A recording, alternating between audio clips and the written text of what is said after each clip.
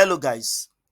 Welcome to the channel where we bring you all latest Man United news.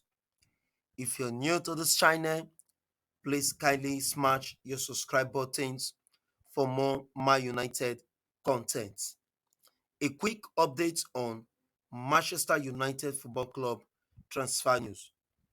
As Man United have reportedly made inquiries into the availability of Galatasaray right back Boy. The 23-year-old was part of the team that beat the Red Devils 3-2 in their Champions League group stage match last.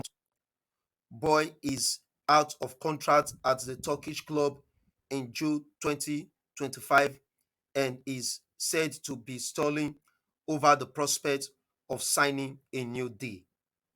The Frenchman has already made 20 appearances this season and is likely to cost around 21 million pounds, although his arrival could spell the end of the road for Dalot, with Wan-Bissaka widely expected to be handed a new deal. However, United may face competition for Premier League rivals Arsenal, who were heavily linked with the defender over the summer.